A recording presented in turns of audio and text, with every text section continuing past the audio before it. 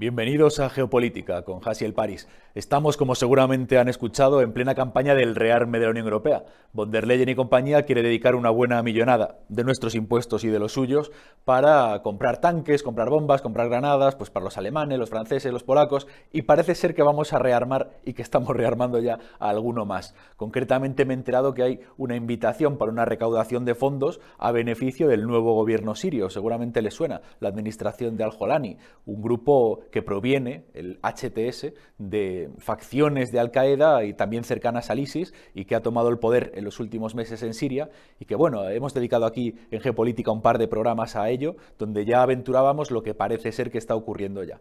Limpieza étnica, ejecuciones, conatos de un posible genocidio en ciernes, eliminación de la oposición, persecución de minorías, de cristianos, de alawitas y de varios otros, y la Unión Europea, al parecer, invitándoles aquí a recaudar dinero para sus fondos, aplaudiendo aquí a estos islamistas de los que nuestros gobiernos ahora dicen que esperan que sean islamistas modélicos, islamistas inclusivos, transversales, que respeten las minorías, génerofluidos, quizás, quién sabe. Veamos qué tiene que decir en el vídeo nuestro ministro Álvarez. Dentro vídeo. Y también apoyamos un proceso que solo puede ser, y si no, no lo apoyaremos, y así se lo trasladé a las nuevas autoridades sirias, un proceso político inclusivo, que incluya a las mujeres, que incluya a todas las minorías religiosas, étnicas y pacífico tras la caída de Bashar el-Assad. Eso lo trasladé también en mi encuentro que tuve con minorías étnicas y religiosas y en la reunión que mantuve con mujeres sirias que cuentan con el apoyo de España para un futuro democrático en el que todos los sirios y todas las sirias tengan los mismos derechos reconocidos en la Constitución. Y ante la terrible violencia que ha asolado el país el pasado fin de semana, exigimos que los responsables respondan ante la justicia. España va a estar siempre en todos los sitios con la paz y con la humanidad. Señoría, yo creo que todos en esta Cámara sabemos que vivimos en un momento especialmente relevante en el orden internacional. Dice Álvarez que se ha reunido con minorías, con mujeres, con los sirios, las sirias, les siries quizás, mujeres empoderadas, con neurodivergentes. Sabe Dios con qué minorías se ha reunido Álvarez. Vamos a ver si tenemos las fotos de con quién se ha reunido Álvarez de Siria. ¿Lo tenemos? Tenemos aquí más bien que se ha reunido, pues... Y también apoyo. A ver si lo pones, Pecker. Tenemos que con quien se ha reunido Álvarez es más bien pues con un señor suní, árabe, barbudo, de orígenes islamistas, yihadistas, y que no parece que esté haciendo una transición muy modélica ni muy pacífica. Lo tenemos también reunido, si tienes la otra foto, también con los gerifaltes de la Unión Europea, que son los que le han invitado a él y a su ministro de Exteriores, Shaibani, a recaudar el dinero del contribuyente europeo para armar a un régimen que ya está en plena limpieza étnica y persecución de sus opositores. Las imágenes no las vamos a poner porque seguramente nos lo censurarían, pero ya se lo pueden imaginar y seguramente han visto imágenes parecidas en los últimos años en Siria, de fusilamientos, de maltrato de prisioneros, etcétera, etcétera, etcétera. Para comentar la cuestión tenemos hoy tres invitados.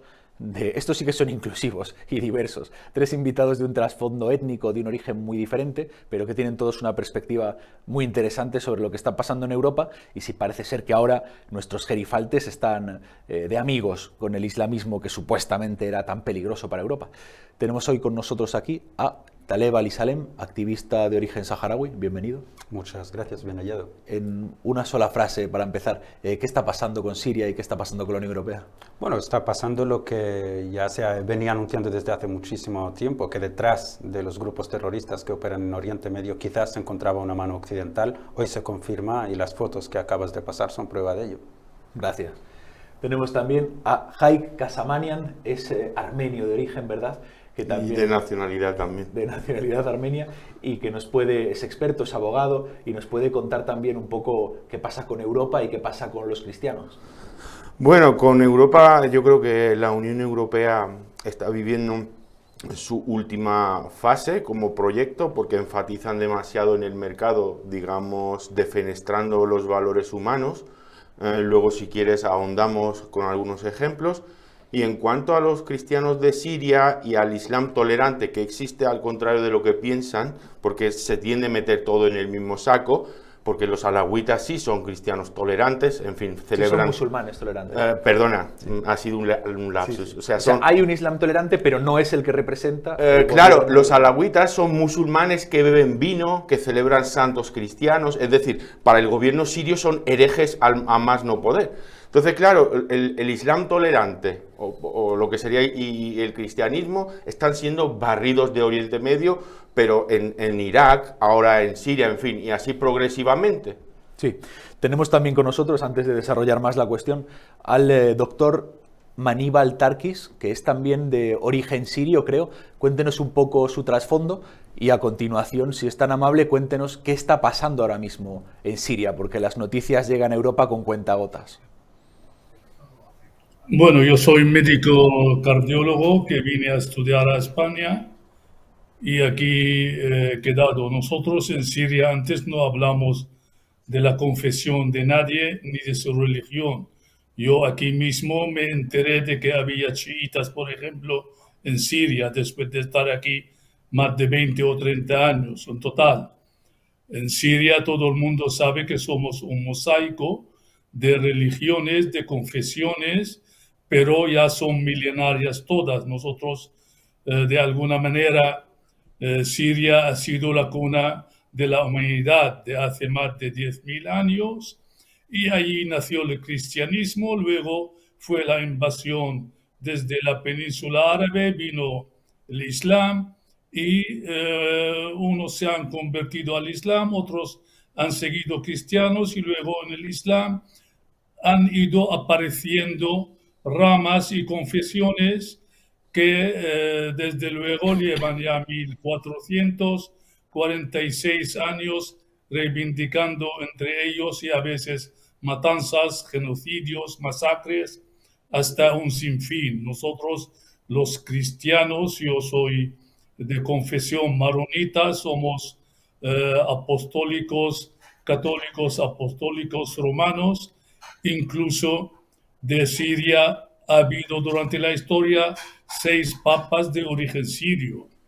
Entonces, en la República Árabe Siria, lo que está reivindicando ahora mismo el supuesto ministro de Exteriores de España, no sé si sale de él o sale de alguien que desconoce totalmente lo que es Siria, porque lo que está pidiendo ahora un gobierno de terroristas en Siria, esto ya había antes, sí, que había tolerancia, las mujeres en Siria participaban en todo, todas las religiones y esto, nadie preguntaba al vecino de qué religión es o no en las escuelas, en los institutos. Nosotros no preguntamos si este musulmán, si este sunita, si este hanafí o este alawita o este... Bueno, ahora sí, pero están hablando de la historia como si esto acababa de empezar. Todo el mundo ha olvidado de que Siria tiene una conspiración contra ella desde el origen, desde hace cientos de años. Porque yo cuando hablo de Siria, hablo de la Siria histórica, la Siria de la media luna fértil, la Siria que englobaba desde los montes de Toros o Tauro en la actual Turquía hasta la península árabe, la Siria que a lo mejor entonces era de 1 millón y pico de kilómetros cuadrados, que ahora mismo hemos quedado en 185 y todavía ya con las ocupaciones que tenemos ahora, si se le puede llamar Siria ya, porque tenemos los turcos por un lado, los americanos por otro lado, apoyando los kurdos para hacer otro estado presuntamente que sería equivalente al ente sionista en Palestina, ¿sabe?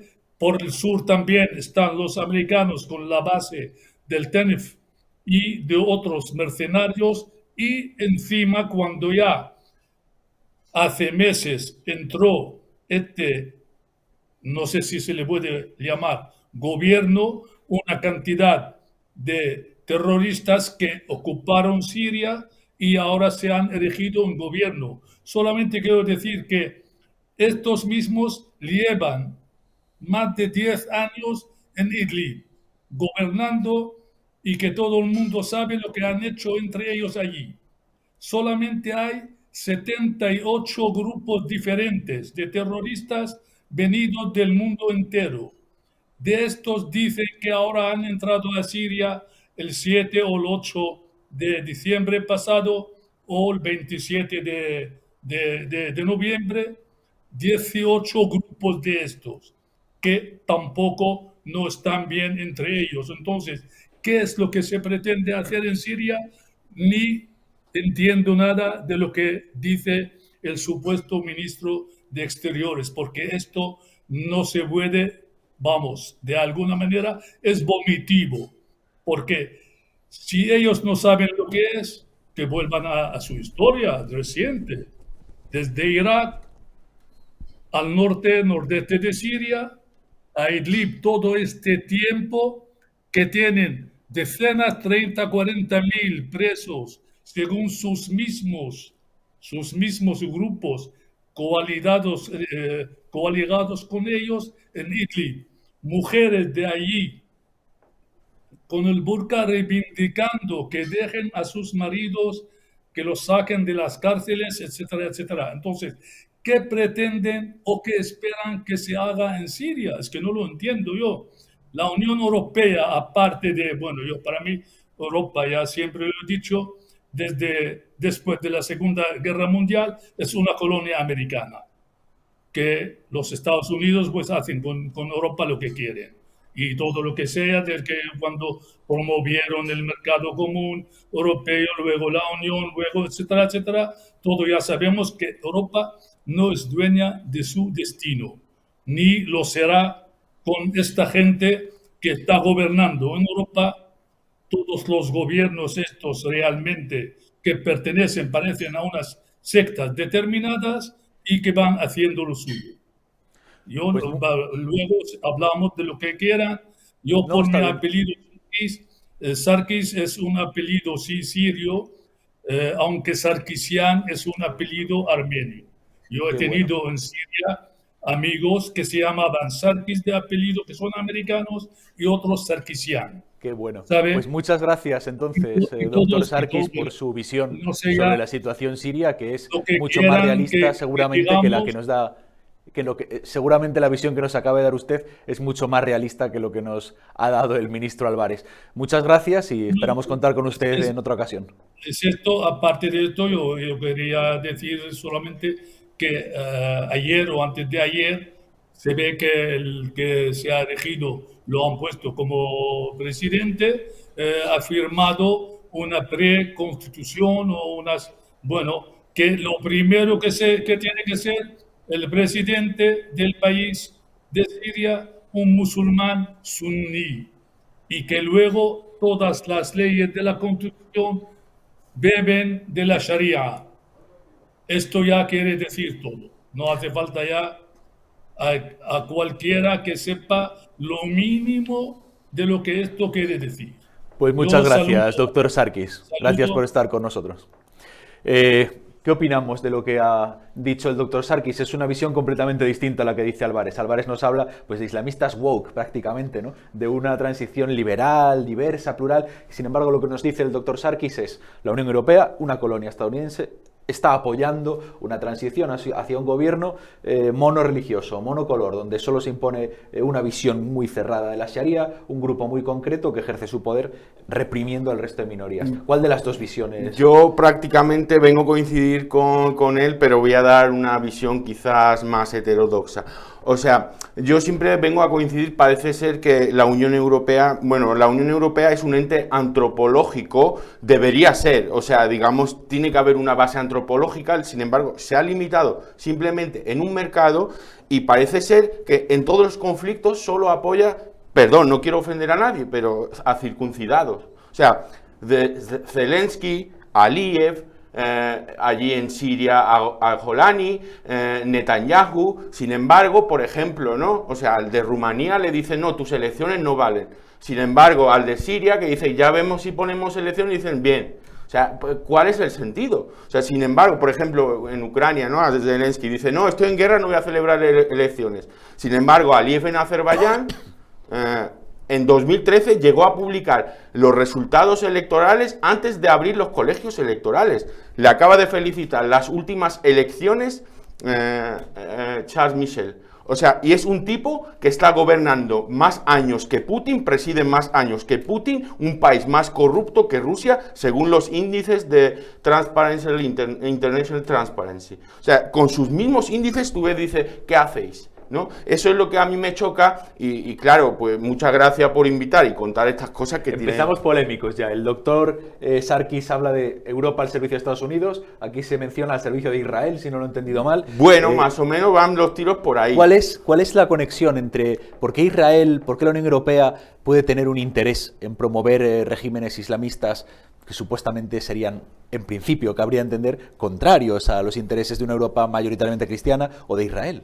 Bueno, yo creo que lo que está pasando en Siria siempre ha supuesto un problema, ¿no? Porque no ha estado dentro de ese control de Washington, nunca ha sido un país, el gobierno de Bashar al-Assad y antes su padre Hafez al-Assad, nunca han estado a las órdenes de Washington y han supuesto un verdadero problema no solo para Estados Unidos, sino para la base operativa, tanto militar como geopolítica de Estados Unidos en la región, que es Israel.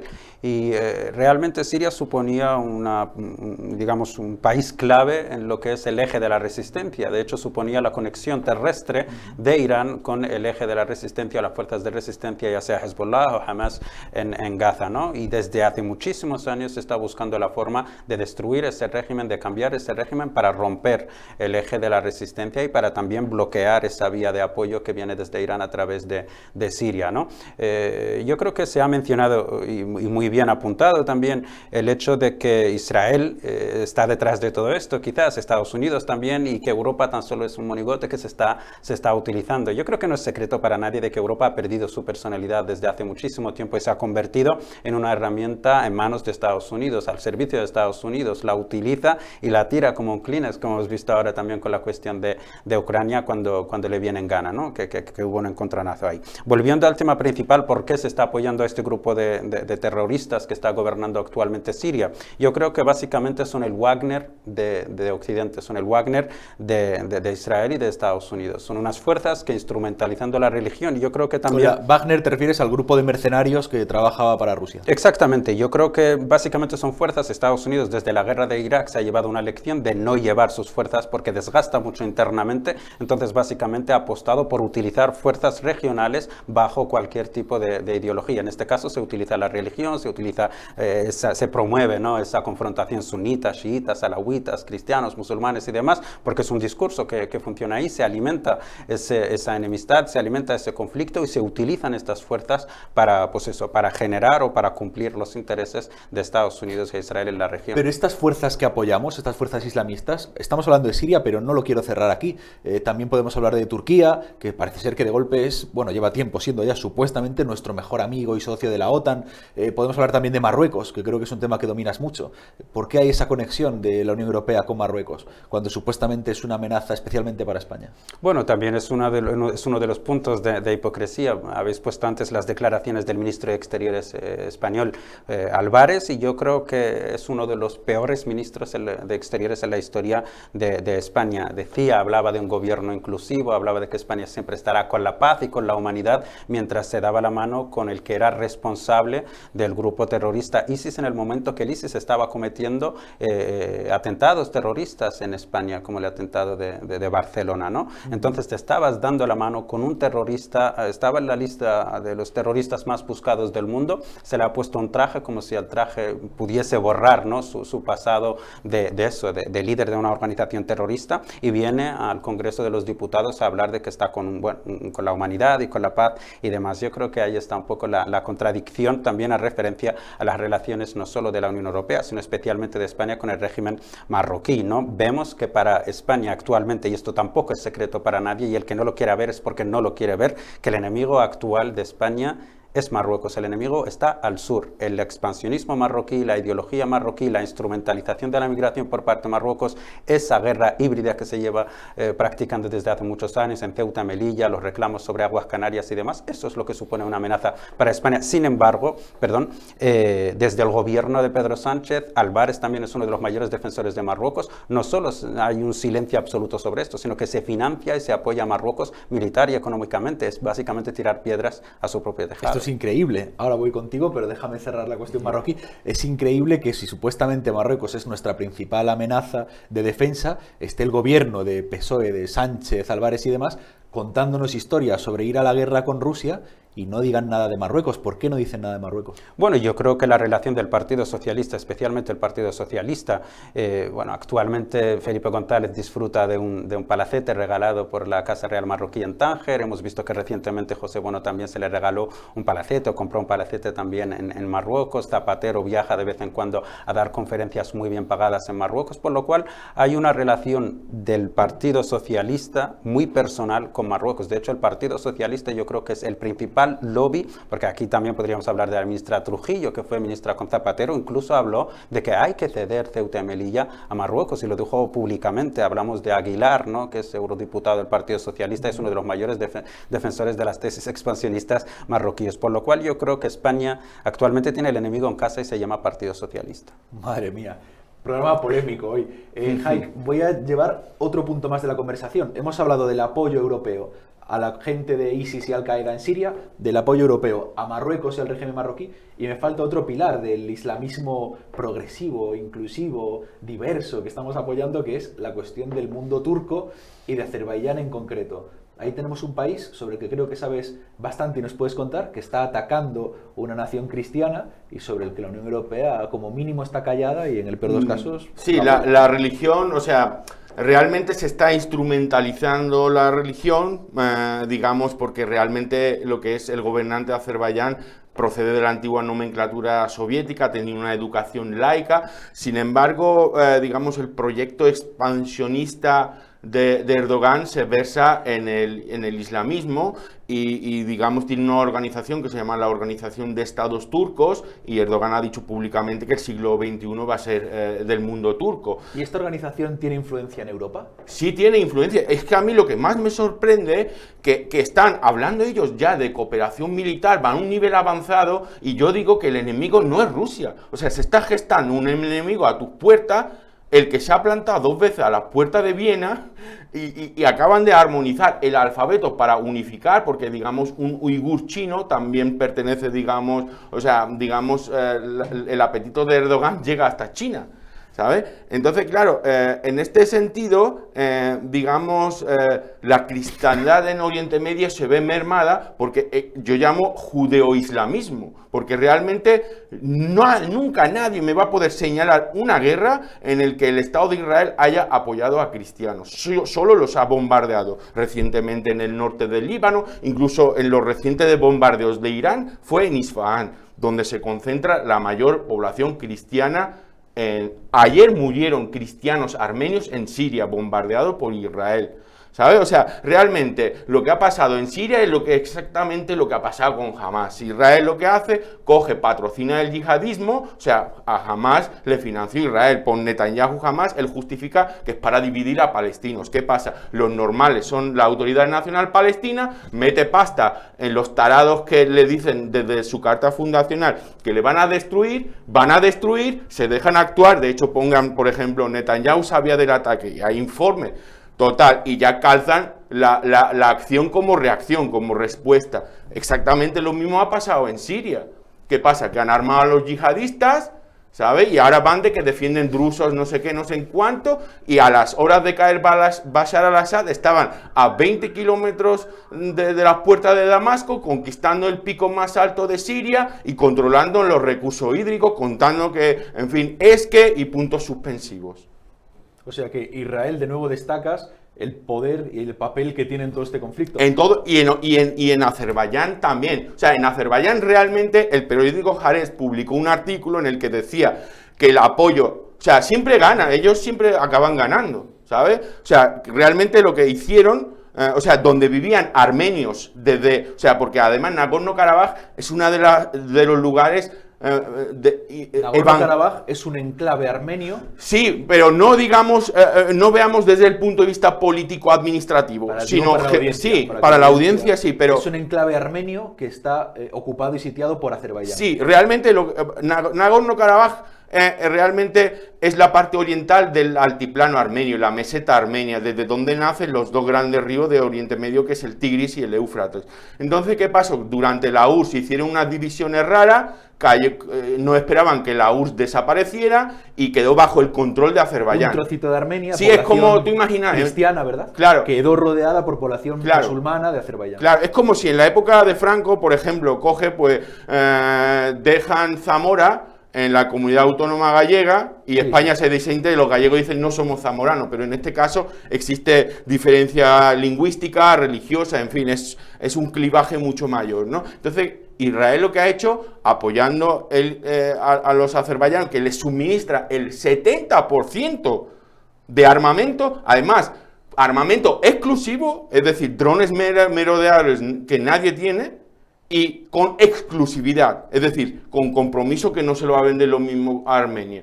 Y luego, pues, algunos, sobre todo la derechita liberal esta que va, no, es que es un negocio, compra tú también, no, si no me lo vende, ¿cómo quieres que lo compre? ¿Me entiendes? O sea, si lo vende excluyéndote, ¿cómo quieres? O sea, existe realmente animosidad, voluntad de destruir las naciones cristianas. Y Armenia es un símbolo para el cristianismo, porque somos la primera nación del cristianismo. Armenia ha ganado una guerra a la Roma pagana.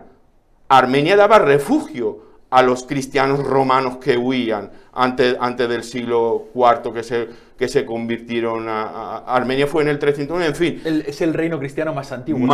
El primer estado, y entonces, claro, yo veo el patrón y siempre, o sea, como todos los caminos llevan a Roma, ¿no? Y todos los males de Oriente Medio parece que llevan a Israel. A Israel y a la alianza con el islamismo.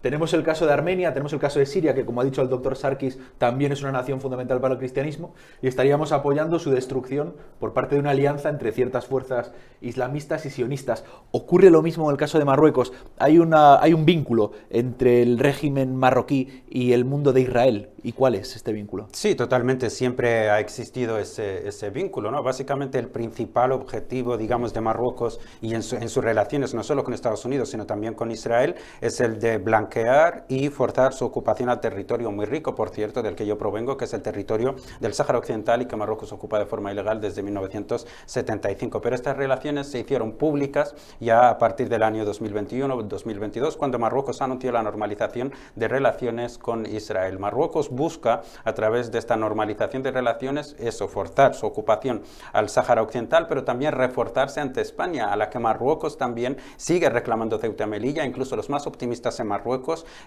partidos que están en el Parlamento marroquí, reclaman también las Islas Canarias como territorio español y saben que va a llegar un día, porque el exministro o el ex primer ministro marroquí llegó a declarar que la cuestión de Ceuta y Melilla es solo una cuestión de tiempo, que cuando aseguren su ocupación al Sáhara Occidental o su soberanía sobre el Sáhara Occidental, irán a por Ceuta y Melilla. Incluso Canarias necesitan estar fuertes para ello, para enfrentarse a España, para enfrentarse incluso a los países de la Unión Europea que se atrevan a apoyar a España, y para eso saben que Israel es clave, y para eso también están reforzando sus relaciones y su cooperación política y militar con Israel. ¿Y los europeos qué pasa? Porque estamos viendo que la Unión Europea es amiga de los yihadistas sirios y compañía. ¿Qué pasa con los europeos? ¿Nos van a apoyar a los españoles si en algún momento Marruecos nos amenazase, pusiese en peligro nuestra integridad territorial, intentase tomar Ceuta y Melilla o espacio canario? ¿Podemos contar con los europeos, con un euroejército, como ha dicho hace poco un almirante del ejército español? Ha dicho que un euroejército nos ayudaría a defendernos de Marruecos. ¿O por el contrario, los europeos son más bien, algunos, en Francia, por ejemplo, amigos de Marruecos y no serían una defensa para España? Bueno, solo habría que volver a las posiciones de la Unión Europea y de la mayoría de países europeos cuando hubo conflicto con Marruecos, y voy a mencionar dos: el de la isla de Perejil, donde la mayoría de países se lavaron las manos y dijeron que no iban a hacer nada, incluso algunos dijeron, bueno, ¿y por qué no se cede ese islote a Marruecos? Y la segunda es en el año 2022, cuando Marruecos, en un ejercicio hostil de guerra híbrida, lanzó a más de 10.000 personas hacia las fronteras de Ceuta y Melilla, más de 10.000 200.000 personas entraron en un mismo día, utilizando esas personas como una hoja de presión política contra el gobierno español. Lo único que se recibió por parte de la Unión Europea es una condena por parte del Parlamento Europeo, y que por primera vez en la historia se menciona que Marruecos está utilizando a las personas migrantes como una hoja de presión política. Aparte de eso, no hubo ningún tipo de posicionamiento. Yo creo que el hecho de que se hable ahora de un ejército europeo para defenderse de la amenaza rusa y demás, yo creo que básicamente busca justificar un interés que tienen los principales, digamos, o los países que están liderando la Unión Europea. Hablamos aquí de Alemania, hablamos de Francia y demás, de mantener esa cúpula en el poder corrupta que ha hecho que Europa pierda completamente la personalidad y pierda sus históricas posiciones que siempre, o por lo menos en lo que se conoce antiguamente, eran independientes a los intereses de Estados Unidos y, bueno, de las grandes empresas armamentísticas y demás, ¿no? Entonces ahora se intenta vender la amenaza rusa cuando la amenaza real, como ha mencionado, es Israel y Marruecos. Vaya, pues vamos con el cierre, Mire, con la última intervención. Si me dejas yo quisiera hacer una conexión de Israel, Marruecos, España. Sí, claro. Realmente yo digo que Israel está armando con lo mismo tanto a Azerbaiyán como a Marruecos. O sea, desde ambos extremos de Europa, el mismo está armando a los mismos. Y realmente aquí, aunque no quieran ver, existe un trasfondo religioso y la instrumentalización, digamos, del que esté dispuesto a coger ese arma y lanzarlo, ¿sabes? Y luego, respecto al ejército europeo que comentaba, esto es puro humo, y te comento por qué. Porque para tener un ejército común, tú tienes que tener una política exterior común, un quórum, y esto nunca ha habido en la Unión Europea. O sea, ni siquiera, no sé, en la invasión de Irak, algunos decían no, otros sí, en el reconocimiento de Kosovo, unos sí, otros no, en la guerra de Ucrania, unos sí, otros no. Es decir, que realmente esto es puro humo. Realmente, si no existe una cohesión antropológica, no puede haber. O sea, un mercado no es capaz solo generar, un mercado solo puede pagar mercenarios. Claro, o sea, que la Unión Europea no tiene unos valores... No tiene unos valores. Y otra cosa, y ya cerramos si quieres, Sí. Perdona por monopolizar el tiempo, yo solo pido a nuestros espectadores que se pregunten por qué se destruyó un Estado de jure en Europa, Serbia, y se creó un nuevo ente islámico que es Kosovo, y por qué se destruyó un ente cristiano de facto, un Estado cristiano de facto, que era Nagorno-Karabaj, y se le incluyó en Azerbaiyán. Mira, te voy a hacer un resumen. El primer país del mundo musulmán que abrió una embajada en Jerusalén, que esto para la Iglesia Católica es una aberración, porque no se reconoce la cristiandad, no puede reconocer Jerusalén como capital de Israel, porque no es ni legal ni legítimo, empezando por el Corpus Separatum, que incluye el plan de partición. Bueno, después de la desintegración de Nagorno-Karabaj, después de desguazarlo y tirarlo, Azerbaiyán se convirtió en el primer país musulmán chií, esta vez, en abrir una embajada allí. Es decir, los cristianos siempre acabamos perdiendo, da igual, sea de jure y de facto. Y a los saharauis, ¿qué pasa? Que ellos tienen un derecho, digamos, que por la ONU, o sea, que ellos tienen, pero crean ese derecho ex novo para Kosovo y dicen tú sí, porque nos merma a nosotros, pero ellos que digamos que existe incluso el Consejo Fiduciario, que pueden, digamos, pero no les dejan, ¿no? O sea, tú ves, digamos, las injusticias que hay y quién al final acaba pagando la factura, te van cuadrando cosas. Simplemente para que los espectadores tiren del hilo y vean un par de cosas. Muchas gracias, Haika Samanian. Gracias. Gracias a ti. Una última intervención de cierre, te la quería preguntar. ¿Qué peligros puede ver España en los próximos años por parte de esta internacional islamista y sionista que es tan amiga de la Unión Europea? ¿Con qué nos podemos enfrentar? Estamos viendo estos días, por ejemplo, en Salt, disturbios de población marroquí, donde al parecer el gobierno le acaba, para acallarlos, le acaba concediendo pues una casa gratis a un imán. O sea, ¿qué poder sobre el poder español vamos a poder ver que va a ganar Marruecos y el resto de la internacional islamista?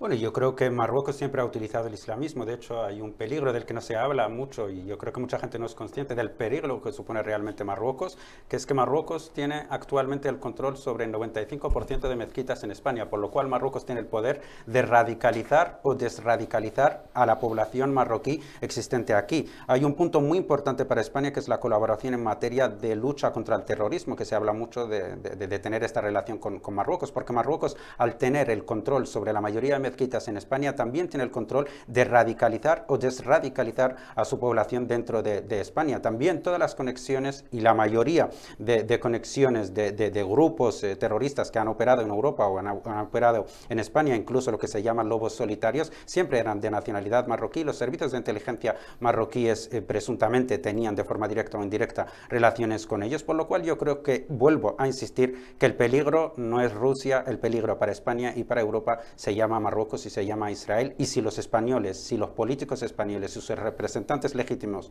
no empiezan a actuar, yo creo que cuando se den cuenta será ya demasiado tarde. Pues muchas gracias. Me ponen en producción que ha seguido conectado el doctor Sarkis. No lo sabía, le había despedido antes. Así que si quiere decir una última palabra, un último mensaje sobre España o sobre la cuestión siria, también se lo cedemos antes de despedir.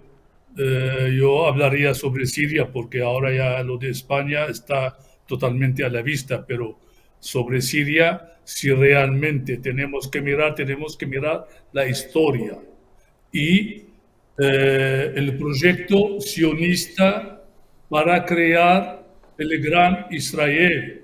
Y este gran Israel lo van a construir sobre lo que se conoce históricamente la Siria histórica.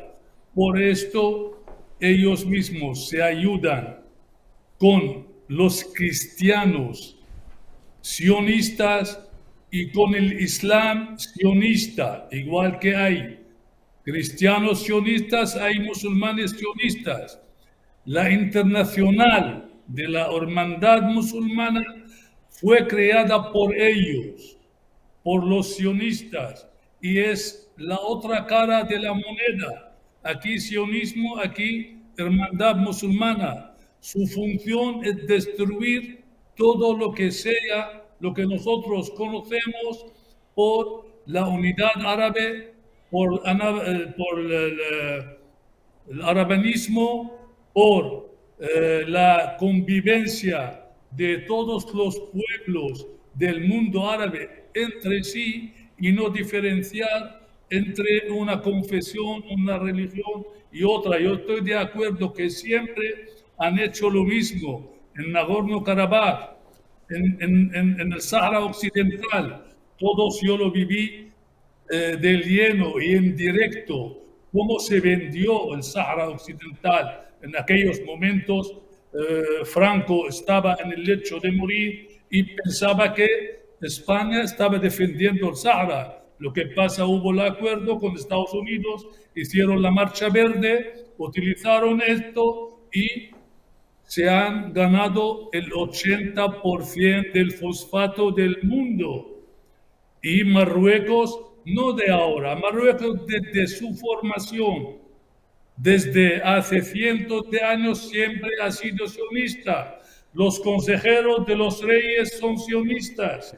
Los ministros de Economía son sionistas. Todo lo que hacen allí. Una cosa importante en la guerra de los 6 días que llaman ellos fue fracaso total de los ejércitos de Siria y Egipto, sobre todo, fue en una cumbre árabe en Rabat y allí estaba el Mossad israelí espiando y sabiendo todo lo que se discutía y todo lo que las decisiones tomadas y sabían al pie de la letra. ¿Qué quiere decir? Que ellos están metidos en un sitio o en otro. Lo que ocurre en Siria, pues ya todos sabemos que no de ahora, cuidado, esto ya hace incluso cientos de años. El proyecto sionista está en marcha hasta que en el 1898 han decidido en aquel congreso sionista en Basel, etcétera, que querían hacer un hogar nacional o un país para los judíos del mundo. Y sabemos ya cómo vino la promesa de Balfour para que Inglaterra ayude a crear este Estado. Y anteriormente tenían que destruir el Imperio Otomano. Luego vino la Primera Guerra Mundial, vino Atatürk, ha hecho de Turquía otro tipo de Estado de Islam, parece liberal hasta cierto punto, y luego vino Erdogan, que es un capo mayor de la hermandad musulmana en el mundo. Así es. Y esto con sus hermanos musulmanes sirios, egipcios, etc. Es que esto necesita mucho para explicarlo y para que la gente esté al tanto. Hoy no tenemos ¿Sabe? más tiempo, pero en Claro, futuras ocasiones lo el- desarrollaremos más. Muchas el gracias, tiempo es doctor Sarkis. Es muy poco tiempo. Bueno, en otra ocasión hablaremos más, pero lo han hecho Sí. ustedes muy bien. Muchas gracias al doctor Sarkis, muchas gracias a nuestros otros dos invitados. Espero que nos hayamos quedado con unas pinceladas de esta situación donde nuestra Europa está defendiendo a supuestos islamistas pintados de colorines, diversos, inclusivos, islamistas woke prácticamente, cuando la realidad es muy, muy distinta. A mí no me hace ninguna gracia que la Unión Europea estemos financiando a un señor, al-Julani me refiero, el nuevo líder de Siria, que estaba vinculado con Al-Qaeda, que fue uno de los grupos a los que se les atribuyó los atentados del 11M. Y aquí en el aniversario, que es ahora mismo, del 11M, estamos dándole nuestro dinero a uno de los miembros de la banda Al-Qaeda que atentó en España. ¿A ustedes les hace gracia? ¿A ustedes les tiene sentido? A mí desde luego no. Nos veremos en la próxima entrega. Muchas gracias.